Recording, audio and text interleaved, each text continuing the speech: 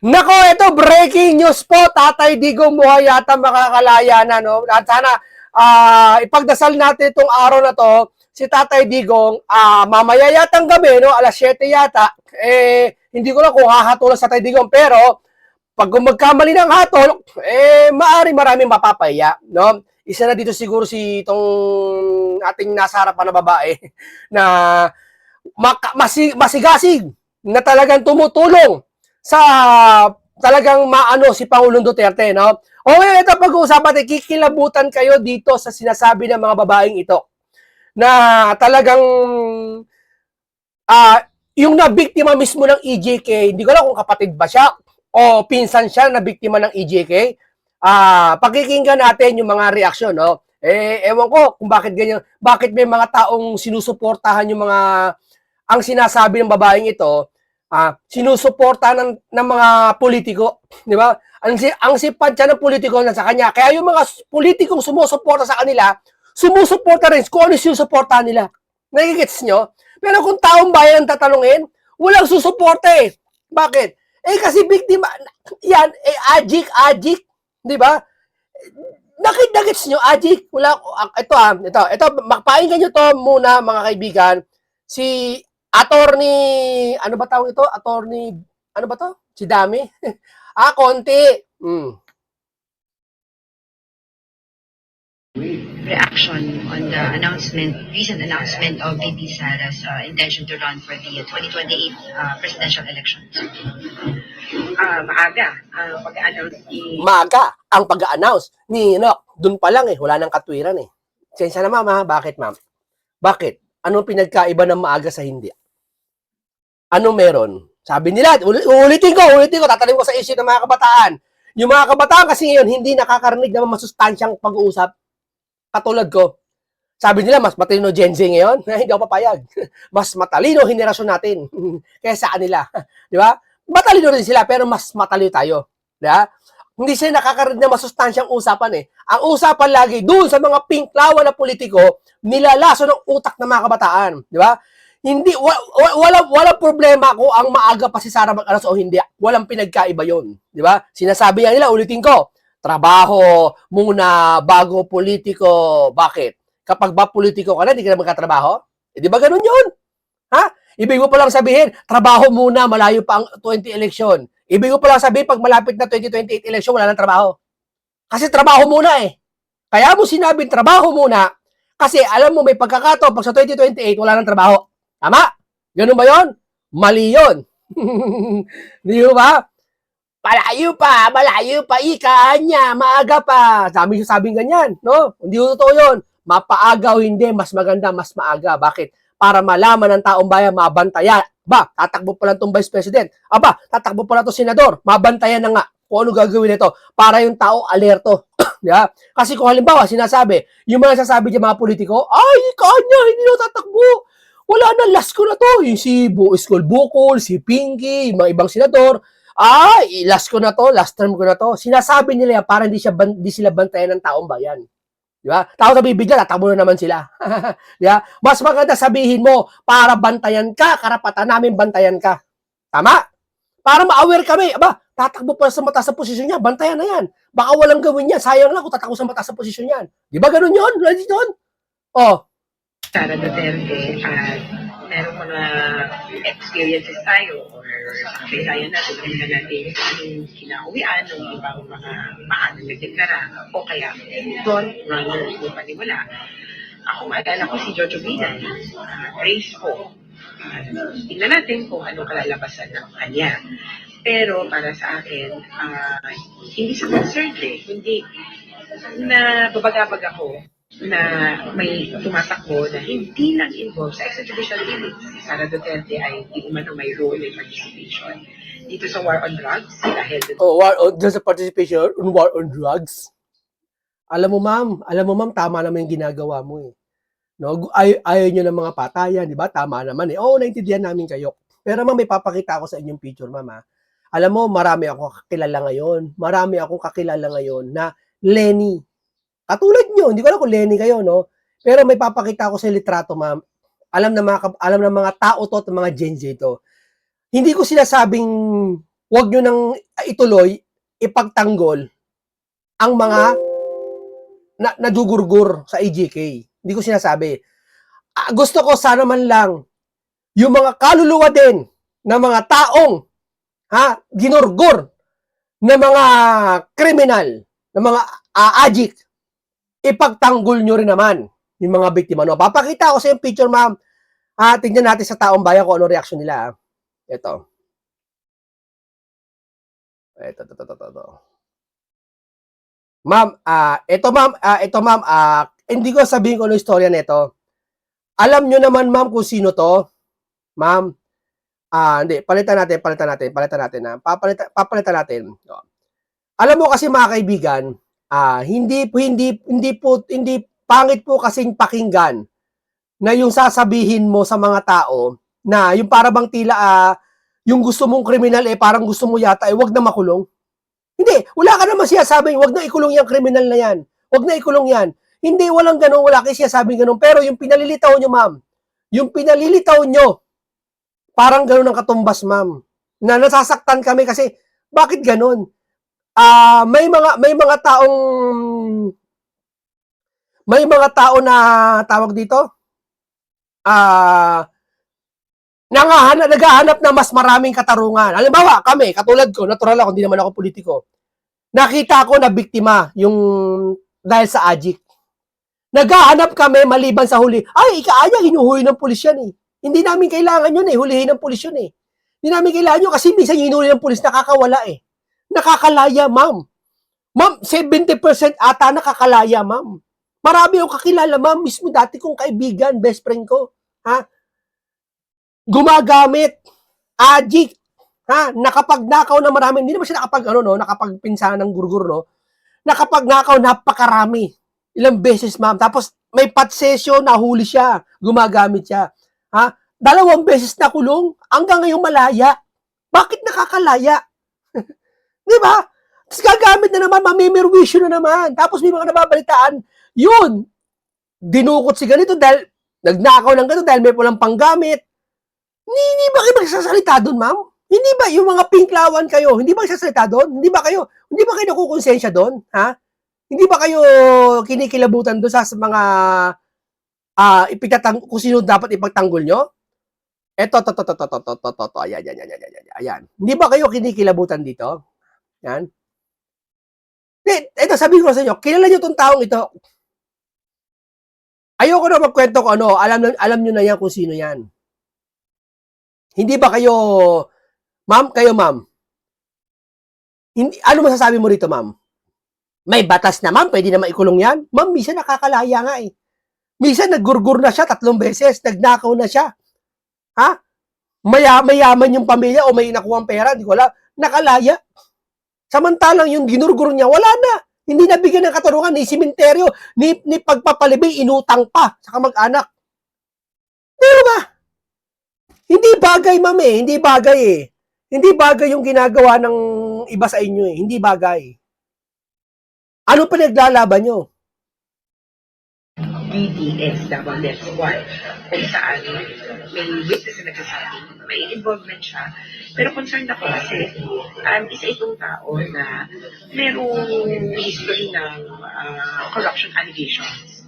At hindi pa niya napapatunayan ang sarili niya na malinis, maayos, na public official. Kaya hindi ko alam kung maiipawan niya yung gano'n. Sana naman kapag bumoto yung mga Pilipino, hindi na natin iisipin ito na usapin ng awa o kaya parang Consuelo de Bobo o kung ano. Ma'am, ang layo nyo, ma'am. Huwag na kayo, ma'am. Ma'am? Anong gusto nyo, ma'am? Sila Lenny? Ngayon, anong gusto nyo? Si Junior? Etong lalaking to, tinitigan lang? Ang sama ng loob ng taong bayan? Yun lang yun, ma'am? Nak ng teteng naman. Sige nga. May nagawa ba si Junior ngayon? Lalaki na yun, May nagawa ba ngayon? Laganap ngayon? Oo, sa panahon ni Tete, laganap din. Pero may takot yung mga addict. Kay Lenny pa kaya? Sus Mariosip. Mahinhin. Gusto namin mahinhin. Gusto namin lalambot-lambot. Gen Z kami.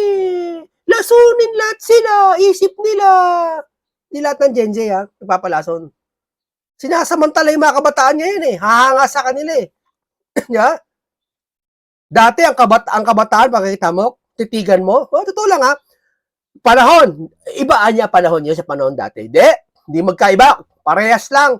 Magkaiba lang ang kinakain. Kaya yung utak, singaw. Di ba? Dati walang restaurant na 24 hours, eh. Bihira, eh. Ngayon may 24 hours na. Babad sa mantika yung kinakain, kaya yung utak, mamantikaan din. Nakakahina yun. Pinapatay yung mga neuros mo sa utak ng mga junk food, eh. Yun ang hilig ng Gen Z, di ba? Hindi lahat ng Gen Z, ha? Wala nang gulay-gulay. Yun. Singaw ang utak. Kaya nga dapat mas matalino ka ngayon, eh. Bakit? Modern na ngayon kaysa noon, eh. Di ba? O ano yun noon? Kabataan dati, sa school, magkatitigan lang, eh. Ano? Bakit? Mamaya, doon tayo sa gilid ng school, oh. Doon tayo sa may hardware, oh. O, doon tayo sa may magsusuntukan ka na yun, titigan lang, ha? Ngayon, pagtitigan ka ng lalaki, ay, crush ko yun. Hindi ganyan. Kahit hindi siya juding, ha? Basta may kasama siya mga babae malalambot-lambot, gusto niya, juding na rin siya. Totoo. Diba? Malalaki, pogi. Uso ngayon na gusto juding. Ay, juding na ako, gwapo. Ay, di ba? Alam mo yun? Huli kayo, no? Hindi lahat, pero karamihan ganyan. Bakit? May pinagkaiba ba ngayon sa pangyayaw? Wala pinagkaiba. Ha? Ngayon lang kasi marami na iimpluwensyahan ng mga politiko. Ginagamit ang kabataan para hikayate na iboto nyo kami, kagalitan nyo si ganito. Di ba? Kung talagang matalino ang mga kabataan ngayon, hayaan nyo siya unang makatuklas kung sino yung politiko na yon. Huwag yung turuan. Hoy, si Sara, ang sama-sama na ugali niyan. Huwag iboboto yan. Huwag ganun. Diba? Kung talagang matalino sila, hayaan mo sila unang makatuklas. Di ba? Sana isipin natin ano yung merits ng tao. Ano ba ang nagawa o hindi nagawa ni Sara Duterte. Kasi so far, nakikita ko pa lang na malaking issue patungkol sa kanya ay corruption. Corruption daw. Kay BBM nagsita ka ng ganyan. Sa administrasyon na to, nagsita ka. Wala namang corruption si BBM, palagay natin.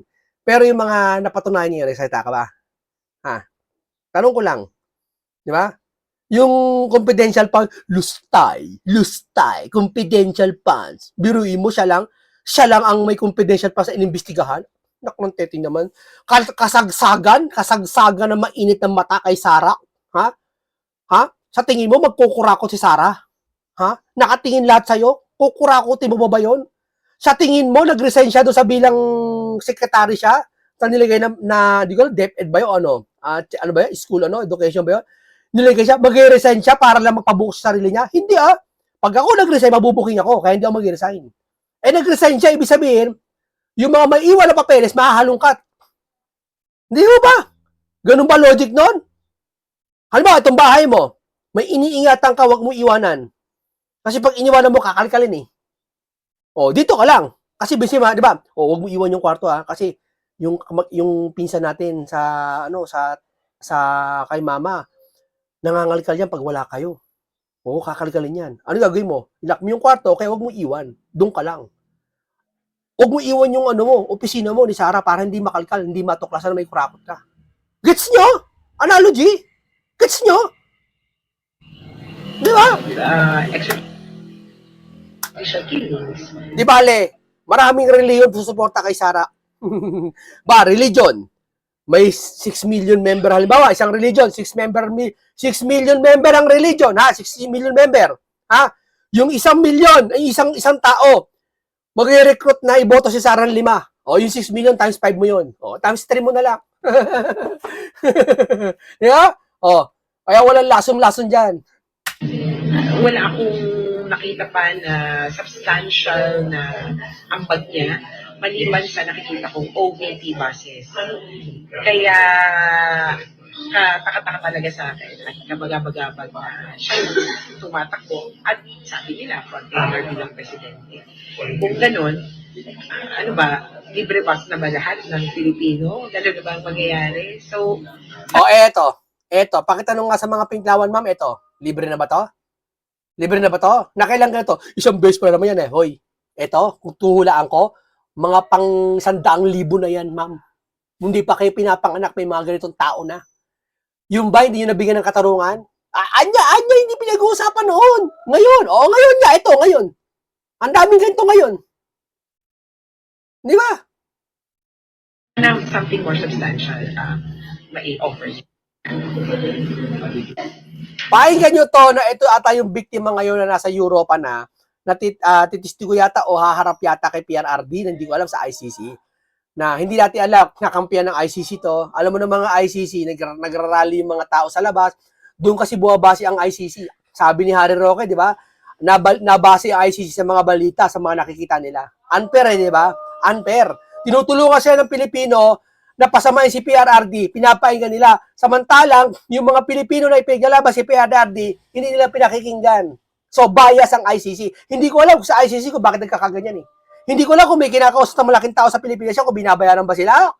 Hindi ko siya sabi binabayaran na, kung binabayaran ba siya, tatanong lang ako. Kasi yun ang chismis eh. Binabayaran ba sila? Ano ba? Di ba? Bakit kayo masigasig? Targeted po, we're also aware that those pages, audience po ay mostly OFWs, and we also see the comment sections. Most are really migrant Filipino workers, some are trolls, and some are real people, mixed po sila, real people and mostly OFWs from all over the world. We receive hate comments, not just on the comment sections ng legit news pages, but also from Twitter pages.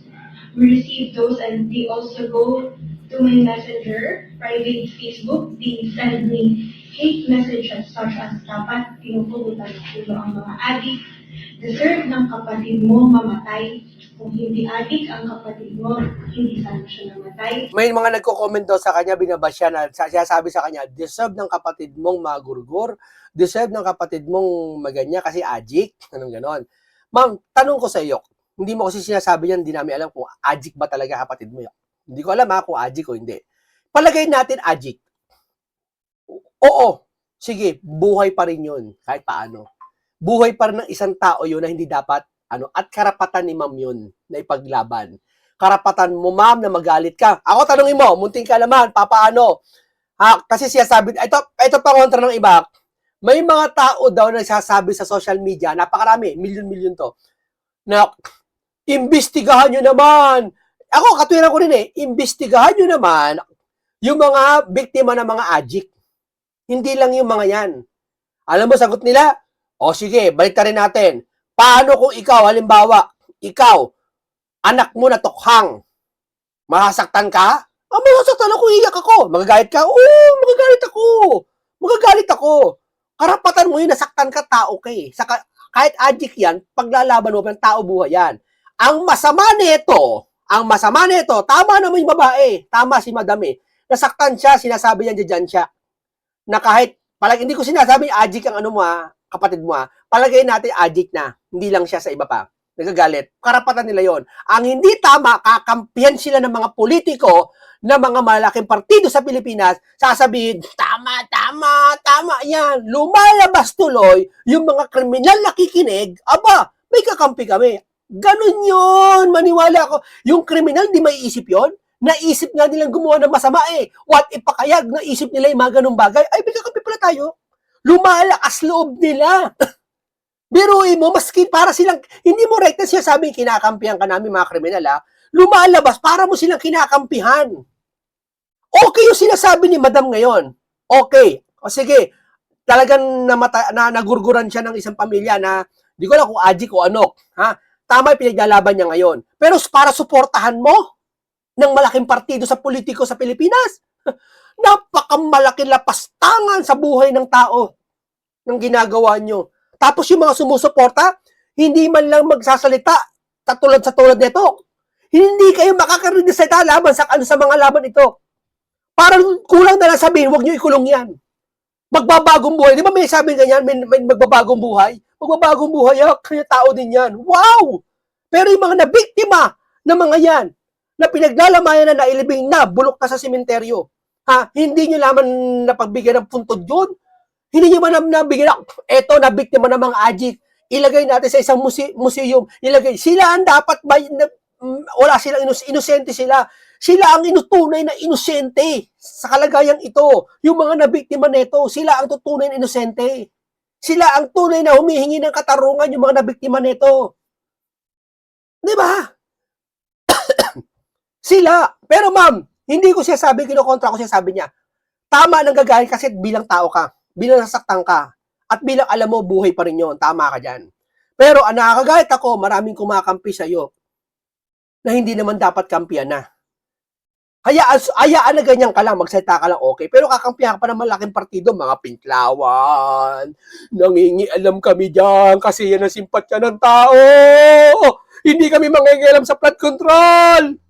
Sa China, pupunta kami Kalayaan Group. Ano kasi simpatya ng tao. Tamo, lahat pupunta sa Kalayaan Group kasi andun yung simpatya ng tao. Ang leader nila, yung spokesperson. And lots of curse words, maybe English or Tagalog o Bisaya, lahat ng alam nilang existent na mura.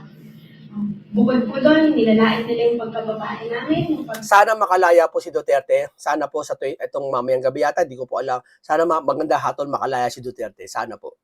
Tao namin, lahat po Para yun. buti nga sa mga taong na pinagtatanggol ang mga kriminal. Buti nga sa mga tao na walang ibang ginawa kundi batikusin ng mga Duterte dun sa gawaing na kung saan ipinagtanggulan naman tayo sa mga kriminal. Sinasalo namin. Right now, I see the comment section, the Inquirer, all of those hate messages. Ayan, umuulan na naman po ng hate messages sa aming mga pamilya, sa rights workers, sa lawyers.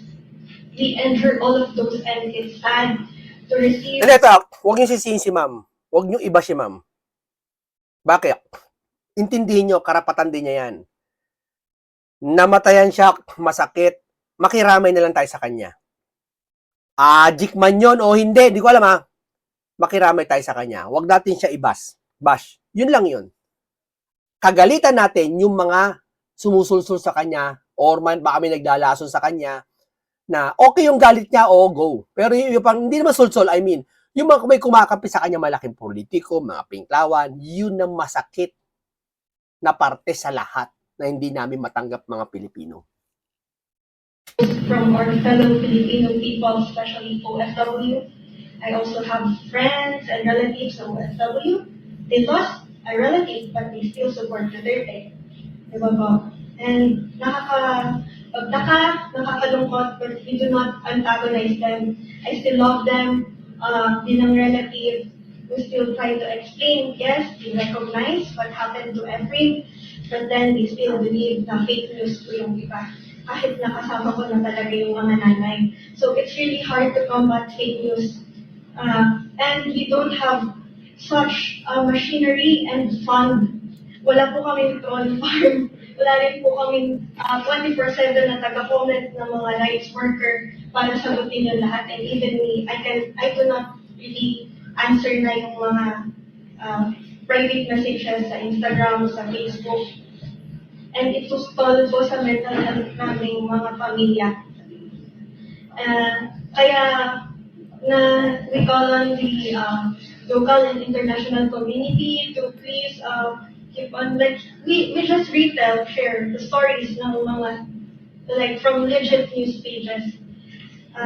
Kasi sa huli tayo rin po yung magiging responsible sa what we consume. And it's really frustrating because we don't have such funds and machinery to combat such news. We can only share and tell stories like this.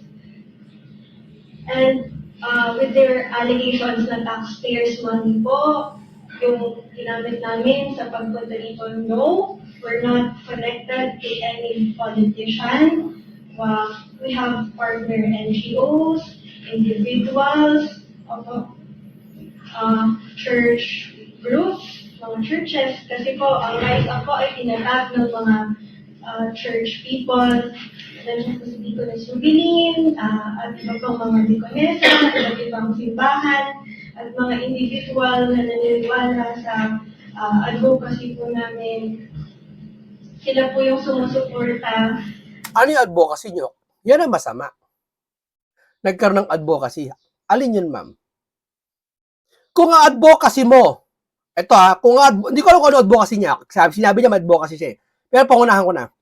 Kung ang advocacy nyo ay tungkol sa gurgur, pabor ako dyan.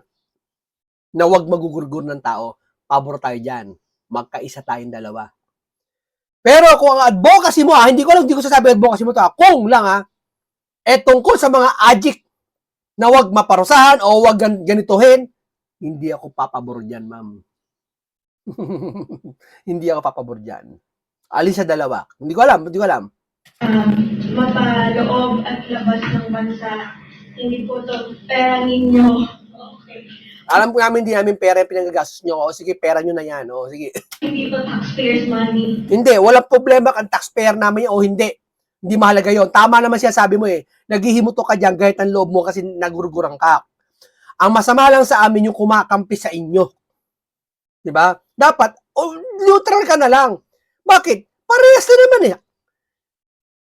Hindi pwede sila, hindi ko masasabi huwag silang kampiyan. No? Dapat, huwag mo na ipakitaan sila ng mas matinding pagkakampi. Kasi kawawa yung mga debiktima. Yung bang itong lalaking ito, yung nabiktima niyang babae, may pamilya din yon, umiiyak. Mas umiiyak din ngayon. Yun ba, kinalingan nila? Yung ba yung nagtatanggol sa inyo, ma'am, ng mga politiko, pinagtanggol din ba yon dito, sa lalaking ito? Pinuntahan ba sa kulungan ito ng mga pinklawan, itong lalaking to? Para murahin man lang o kurtin man lang sa ilong, pitikin man lang sa ilong? Makabawi man lang, kahit kabunutan mo naman konti at tapos na. Ganun ba? Wala ka maririnig sa mga pinklawan. Wala. Di ba? Bakit wala? Ha? Bakit? Kasi gusto nilang kunin yung mga utak ng Gen Z. Oo. Kasi pag ito, binakbakan ng mga dilawan, tong lalaking ito, lahat ng Gen Z lalayo loob sa kanila. Oo. Yeah. Oh, ba't ito binabagbakan? Akala ko ba mababait kayo mga pinklawan? Oh, kunwari sila mababait. Tatanggol kunwari ganon. Para mahatak nila Gen Z. Yun lang yun. Okay, maraming salamat po sa inyo. Ito ay isang matututunan kayo. Marami kayong matututunan dito. Ito lang. Hindi naman kasalanan ng babae. Walang may kasalanan eh. Biktima lang din siya eh. Kaso nga lang pinalalala ng mga nasa paligid niya, mga pinklawan. Hindi ko sinasabi yan, ma'am. Hindi ka kinakampi ng rekta. Pero pag napapanood mo sa social media, talagang ginawan pa ng dambana. Okay, gawa mo ng dambana yung mga yan. Pero gawa mo hindi naman libingan yung mga nabiktima nito. Yun lang yun eh. Yun lang hinihingi ng taong bayan eh. Di ba? Okay, maraming salamat sa inyo. Isang matututunan isang mabubusog kayo aral. Paalam po sa inyong lahat.